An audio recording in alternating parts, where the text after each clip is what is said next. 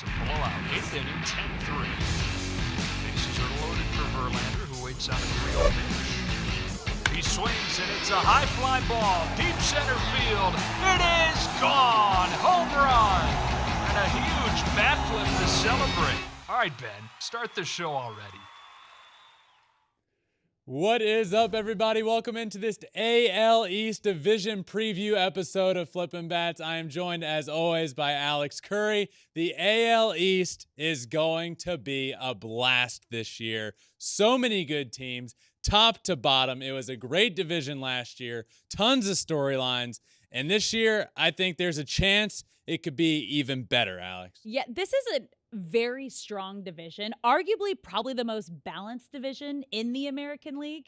So it can really go any way. I'm excited to see what you think is going to happen this season. But before we get into that, let's start by taking a look at last year's standings and how everything finished out with the Yankees, who had probably one of the best starts to the season, fell off a little bit and came back up and finished strong with 99 wins. The Yankees were on pace to possibly break the all-time wins record and ended up finishing 99-63, which is a very good year. It's still a great year. First place, Toronto Blue Jays finishing second at 92-77 games back, followed by the Rays, 13 games back. The Orioles, over 500, 83-79, 16 games back, and the Boston Red Sox finishing in dead last, 21 games back. I'm excited for the AL East, Alex, because you mentioned you're excited to hear what I think. Yeah. I think I'm gonna surprise you. Ooh. I have a hot take on the AL East this year. So as we're gonna go through notable additions for every team, losses, the best pitcher, hitter, breakout players from each team, and then ultimately the AL East Cy Young winner, MVP, most exciting player, and my predictions for how the division finishes up. Hot takes coming. I can't wait. Let's get started in the Bronx and with the team who finished first last season, the New York Yankees, by starting out the moves they made this offseason. The big one, and really the only notable one, is Carlos Rodon, who's become one of the best left-handed pitchers and pitchers in the game of baseball. He's dominant. It was a great addition. He is exactly what they need.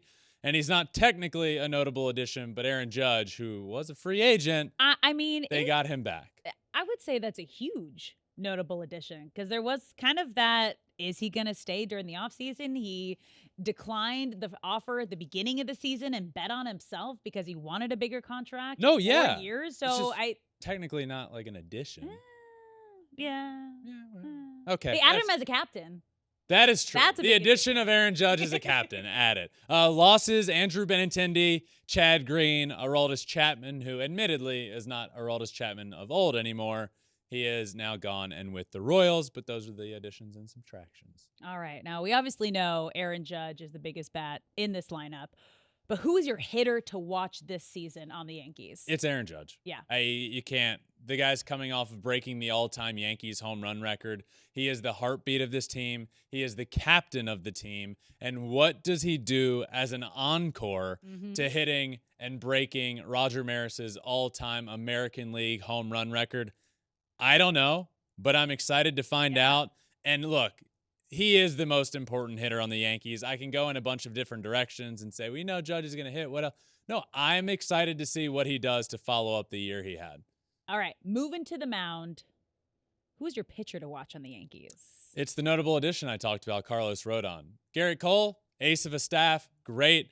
Carlos Rodon is exactly what this Yankees team needed. Another guy that can be almost like a co-ace of a staff, which we know how important that is in the playoffs. Oh, yeah. Carlos Rodon, who, the huge addition, he comes over in spring training, wasn't great in his first start, then dealing with some nagging injuries. How's he going to feel? So to me, especially right now, Carlos Rodon is the most important pitcher because you have the ace of your staff, and then there's some question marks down below. Is Nestor going to be the Nestor we saw last year? Is the rotation going to stay healthy? And most importantly, is Carlos Rodon going to be a top-tier ace of a staff kind of guy? I mean, we all hope so. You've been preaching his name for I a love long Carlos time. Rodon. I really do. I love it so much. Okay, who's your breakout player to watch on the Yankees? This might be the most breakout player in the American League this year, Anthony Volpe. I have been saying for a long time this guy needs to be in the big leagues. Yep. And then spring training started. He needs to be the opening day starter for the New York Yankees. And then he continued to tear it up throughout spring training. And it just became, what are we doing if this guy isn't on your team to start opening day? So Anthony Volpe, I believe, is the future of the shortstop position for the New York Yankees. He is a stud. He has all of the tools, and I think he breaks out not only for the Yankees, but he breaks out for the game of baseball. I hope so. They Me too. needed a star shortstop. When did Jeter retire? Like kind of since then, right? There hasn't really been a big name they've had take over that It's position. just kind of been like a rotating door of like, is this guy going to do it? The Can answer has he? been I don't really know. no Yeah, for the most part. So I hope so. All right, let's move on to a team that's got a whole lot of work to do. The Boston Red Sox. Let's talk about their moves they made this offseason. They have and had a lot of work to do, as you mentioned, or as I said early on. They came in last place last year. This team was coming off of a playoff year and ends up in dead last in a, to be fair, a good AL East, but they finished under 500, really bad year. And they have quite a few additions. Masataka Yoshida being probably the biggest acquisition coming over from Japan. We saw him in the World Baseball Classic where he kind of put the world on notice of how good he can be. Outfielder, big addition there. Justin Turner from the Los Angeles Dodgers. Corey Kluber, starting pitcher. Kenley Jansen, closer. Adam Duvall, outfielder. So they made some moves. A lot of big additions there. Yeah. Losses. This is a big one. Huge. Xander Bogaerts, the shortstop, the pride of the Boston Red Sox, gone. JD Martinez, gone. Nate Eovaldi, Michael Wacha, Tommy Pham, Matt Barnes, all at the door. So big turnover everywhere you look, but the biggest of all the additions and losses is Xander Bogaerts, who is no longer going to be at that shortstop position for the Red Sox. Huge, huge loss.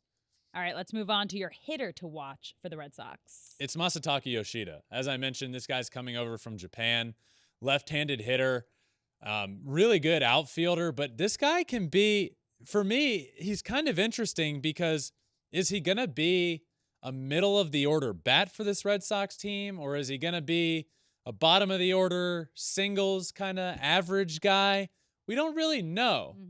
I know we watched him in the WBC kind of tear it up. So this guy was dominant in Japan for quite a few years. He's a very, very good player. I'm very excited to watch him and see how he makes that transition from the NPB in Japan to the United States. Which we always know takes a little bit of adjusting time just because of the culture, the language, the game's different. So especially just give him a month to like calm down. We've talked a lot from a pitcher's perspective on how the mound is different, the baseball is different, but from a hitting perspective, the pitchers are totally different. As most of you know, I went to Japan last year and got to see for the first time NPB games in Japan, which is their highest level, and their best pitchers, well, really they just do things differently. There's a lot more off-speed thrown. There's not usually as high velocity, though, with the top guys in Japan that we've seen on the big stage, Roki Sasaki, Yamamoto, Imanaga, there's velocity there. But for the majority, you're looking at guys throwing low 90s, flipping up a ton of off-speed, whereas in the U.S., velo reigns supreme, and you will face 100 miles an hour constantly. So how will that transition go? He's the hitter to watch. Okay, moving to the mound. Who is your pitcher to watch for the Red Sox? Chris Sale.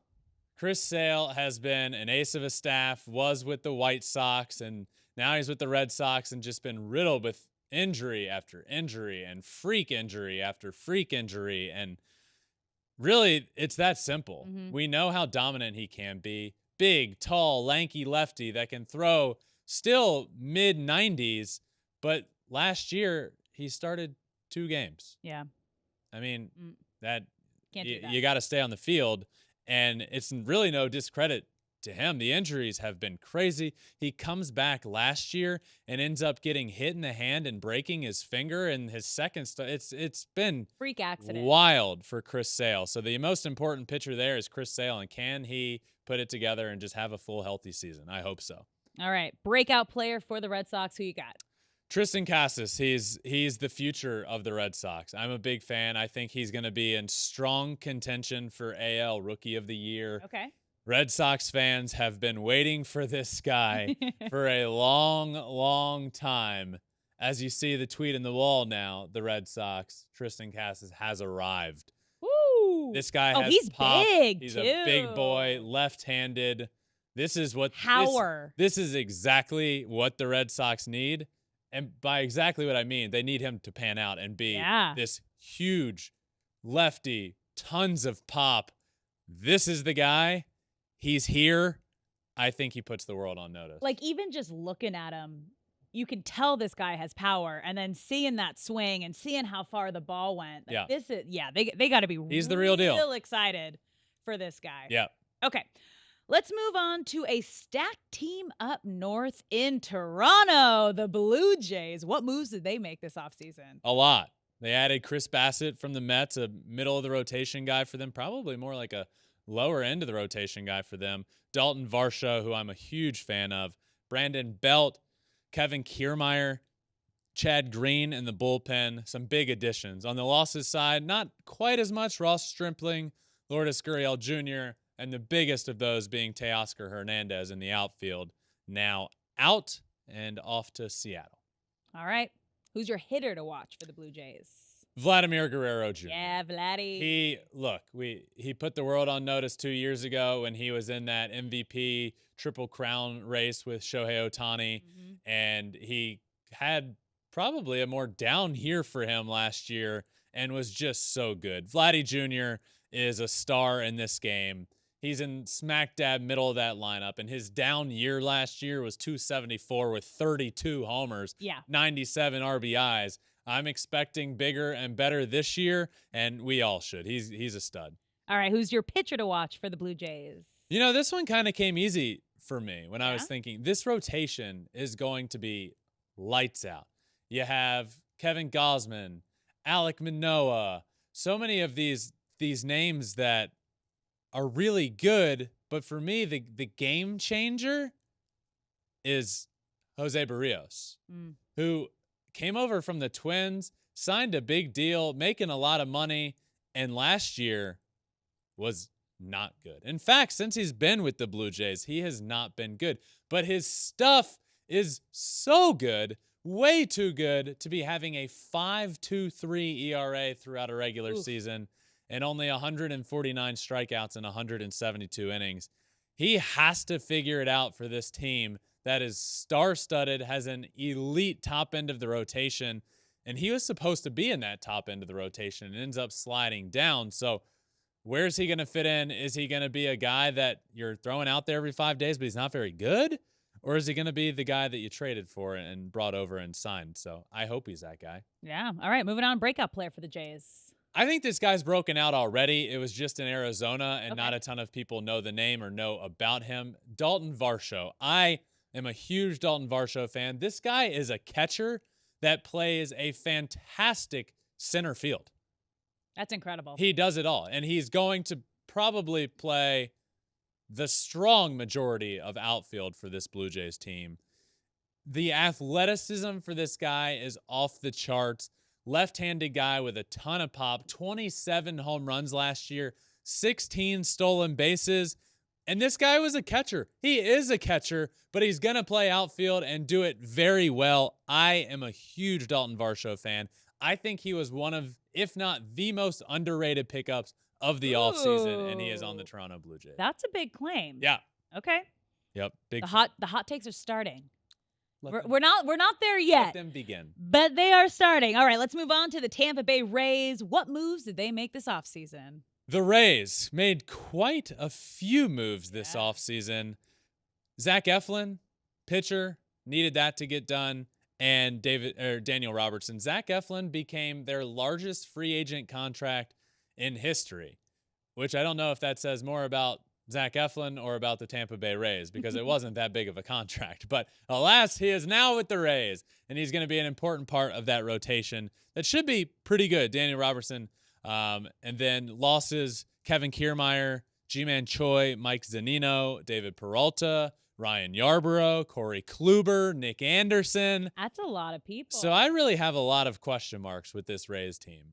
And every time I end up with question marks from the Tampa Bay Rays, they end up answering them and making you look like fools. They always seem to figure it out somehow. Yeah, they're going to have a guy come up this year and like take the world by storm and have like a 1 ERA. And it's going to be insane. So a lot of turnover there. Yeah. Okay. Who's your hitter to watch for Tampa Bay? It's Randy Arozarena. Look, we saw him in the World Baseball Classic. In pool play, the guy hit 500. This guy, when the lights are the brightest, he shines. Yeah. And we've seen it in the playoffs. Took the world by storm in that playoff where he had arguably one of the greatest postseasons of all time. We saw it in the WBC.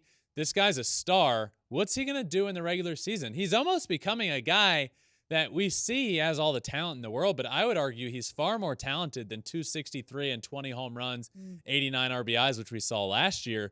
I would argue he's more along the lines of he has the talent to be a 300 guy with 30-some homers. But is he the kind of guy that over the course of 162, he like needs that energy and that passion of like a WBC or the playoffs to bring out his best? I think, yeah.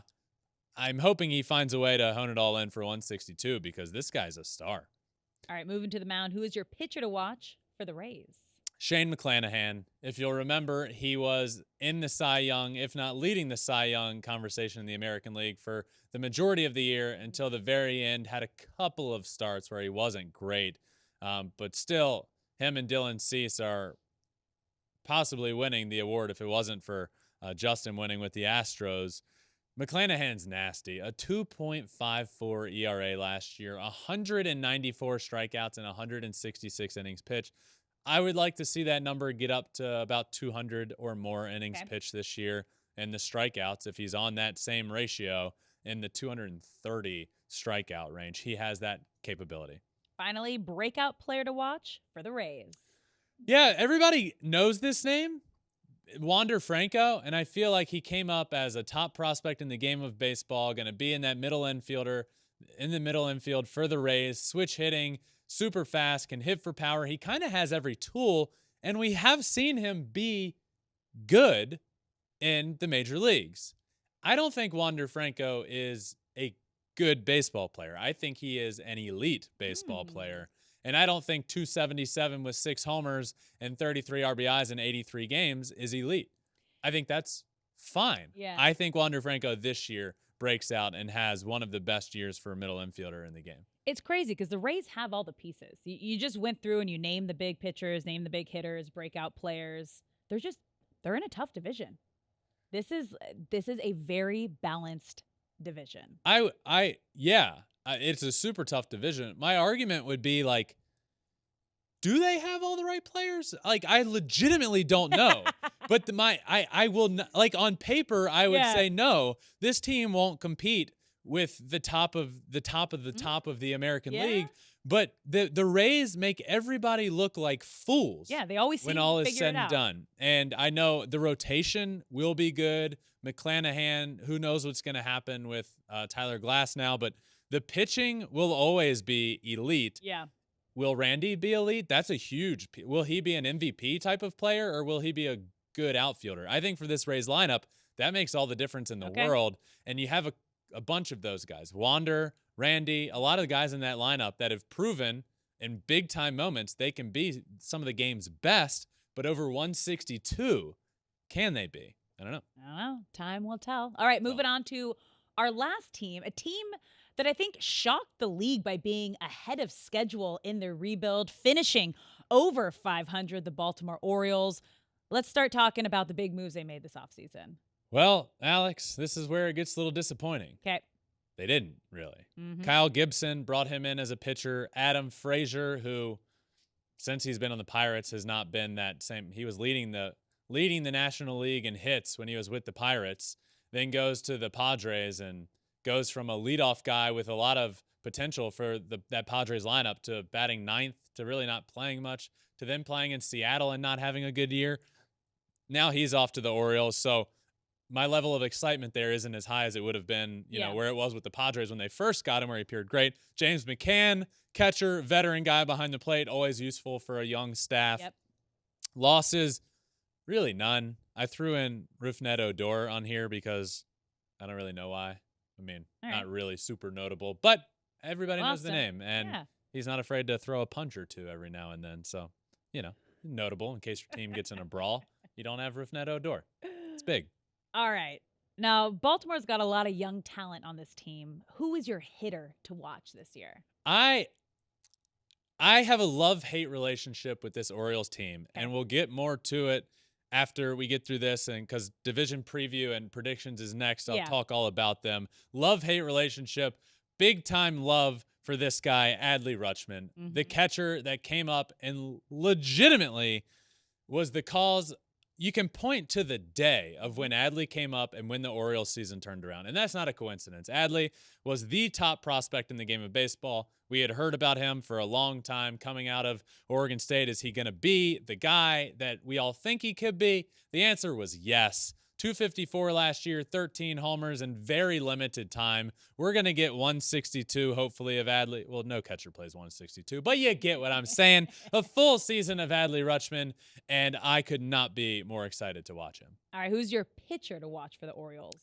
Again, a lot of love here for this guy, Grayson Rodriguez. I think he comes up, and I think he makes a huge difference for this team. This Orioles team has needed pitching. Grayson Rodriguez has been a prospect for a couple of years, a well-known prospect. And I think, you know, this is a guy that could have been my breakout player because we haven't seen him. Okay. We're going to see him this year, but that's how important I think he is to this rotation, because I look at this Orioles team and say, when was the last time this team had an ace? Legitimately. Think about it. When was the last time the Baltimore Orioles had a dominant ace? Well, I think Grayson Rodriguez can ultimately and eventually be that guy, and I am so excited to watch him be a part of that rotation. Now, the Orioles had a lot of breakout players last year. You just mentioned a couple of them, but who are you keeping an eye on this season? Gunnar Henderson. Gunnar Henderson, last year we saw him come up and make his debut. This is his technical and official rookie season, so he is in line to be able to win Rookie of the Year. We saw him in his first at bat as a major leaguer hit a home run. The helmet popped off, the flow, the beautiful flow of his hair. It was a magical moment, capped off by magical hair. Yep. And I think this year he breaks out. Going to play on the left side of the infield for this Orioles team. A little bit of shortstop, a little bit of third base. He's a star in the making, and he's going to be exciting. He is. All right. So that wraps up our individual team by team preview. Now we're going to make some predictions. Ben and I are going to give our AL East most fun player to watch, our AL East Cy Young winner, and our AL East MVP. So let's start with your most fun player in the AL East. My most fun player in the AL East is George Springer. I love me some George Springer. Okay. He plays a great outfield. He's fun, diving catches all over the place. Offensively, always brings the energy, the passion, not afraid to flip his bat, which, you know, in case you didn't hear, we love that here. I'm also, I love George Springer for a cornucopia of different reasons. And I think he's the most exciting guy in this division. And a lot of people, that's probably the second hot take that I've had so far, is that George Springer is the most exciting guy in this division. All right. Well, my most fun player in the AL East is his teammate, Vladdy Jr. This kid has it all. He has the power. He has the passion. He has the potential. We saw it when he was in the MVP conversation 2 years ago, but he grew up in and around the game with his Hall of Fame dad, Vladdy. He knows what it takes. We've seen him make adjustments from year 1 to year 2. He just has fun playing the game. You can see it when he's rounding the bases. He's skipping, he's pointing when he's playing. I love Vladdy Jr., and I think he is the most fun player to watch. Can't go wrong with that. I love me some Vladdy Jr. as well. All right, let's move on to our AL East Cy Young winners. Who you got? I got Garrett Cole. I think Garrett Cole is a top pitcher in this game. I think since he's been with the Yankees, I think even fans have kind of undervalued him and the pitcher he has been, simply probably because they're not getting over that hump and winning a World Series or getting to a World Series and beating the Astros. So I think there's kind of a salty taste in Yankees' mouths when he goes up and maybe in a big game gives up 3 runs, which isn't the end of the world. Garrett Cole is the best pitcher in this division, and there were a couple of different routes I could have gone, so I'm excited to hear the route you could go. Yep. But to me, the most dominant pitcher, still throws 100 with wipeout stuff. It's Garrett Cole. I'm going Alec Manoah. Yeah. Yeah, on the Blue Jays. He burst onto the scene last year for Toronto just in his second season. He was an all-star. He finished 3rd in the AL Cy Young voting last year, and he was a big reason that the Blue Jays got to the postseason. He had almost a 23% strikeout rate in his second big league season. If we're seeing that now, sky's the limit for Alec. I really like Alec Manoah. I think he is probably, I don't know, he's definitely up there in the most underrated starting pitchers in baseball. He's a young guy. If you think back, look back, you need to look not much further than when this guy made his big league debut in Yankee Stadium and went out and dominated. To me, that says you're good, obviously, but to have that outing in your debut in Yankee Stadium against the New York Yankees, that tells you something about his mentality on the mound as well. And the combination of his stuff and his mentality makes him certainly one of the best pitchers in the game. I mean, not just the Yankees. I'd say Yankee fans. It's probably harder to pitch in Yankee Stadium dealing with the fans than it is the actual players. But yeah, no, he's great. Okay, let's move on to our MVPs of the AL East. Who you got? I got Aaron Judge. Yep. I mean, Aaron Judge is, as of right now, he's the best hitter in the game of baseball. Coming off of the year that he had, breaking the all-time American League home run record in this day and age with pitchers as nasty as they are. Are you kidding me? I'm not saying he's going to top that and hit 63 homers this year, but I wouldn't be surprised one bit if Aaron Judge is back in the 50s in home runs, hitting over 300. He's that good, and it's so good for the game of baseball. He's so good for the game of baseball. Seeing him at these big events, he's becoming that face that the game of baseball needs. Seeing him at Tampa Bay Bucks games when Tom Brady's there rocking a Brady jersey, seeing him as a face of the game of baseball out there at these events is so good. He's an MVP off the field. He's an MVP on the field, and certainly the MVP of the AL East. Yep, and he is also my MVP of the AL East for all the reasons you... AL West. AL West. Words are hard. For the same reasons that you explained, but also I think a big reason is he got what he wanted this year. Okay, last season, he turned down a deal from the Yankees at the beginning of the season. He bet on himself, and he went above and beyond, I think, what anyone expected him to do. He got the contract, he got his money, he got the years, and he got the captain title. And that is huge. So what is he going to do? I think he's going to build off of what he did last year. And now he has ownership in the team and in himself. I think he goes off. Yeah, the captain of the New York Yankees. It's huge. A title that hasn't been had since Derek Jeter when he was the captain of the New York Yankees. So quite the passing of the baton to Aaron Judge. All right, before we wrap up, I want your season standings for the AL East. What? This is where the hot it's in the play. board. And wait, what? I have my winner of the AL East being the Toronto Blue Jays. Whoa. Look, okay. I'm going to be honest with you. Let's hear it. You put the two lineups side by side. Yeah. The Blue Jays and the Yankees. Okay. Who you taking? The Blue Jays. Okay? Yeah, you did. Put their starting rotations side by side. Who you taking? Now, this one is a lot closer, and the argument might be the Yankees, but it is very close. Alec Manoah at the top of rotation. Kevin Gausman. Chris Bassett, new addition. Yusei Kikuchi. Jose Barrios. I'm a believer in this Blue Jays team. Clearly. Yep. I have them winning the AL East with a record of 94-68. Wow. Yep. Hot. Yankees at number 2, and then 3 through 5 finishing the same as last year. I have the Yankees in second place right behind Toronto, 2 games back. The Tampa Bay Rays finishing third, 88 and 74. A little better than last year. The Orioles finishing 81 and 81, and this is where I'm going to continue to talk about them. This is why I have this love-hate relationship. I love the young core that they are creating.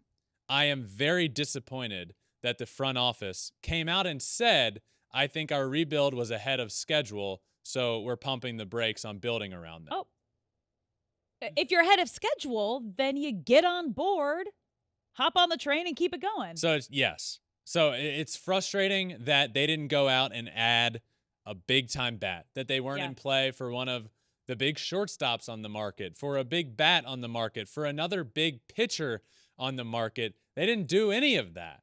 And it's so frustrating because I believe this core is ready with a full season of Adley, a full season of Gunnar Henderson, Grayson Rodriguez on the mound, Cedric Mullins out there in the outfield. The core is there.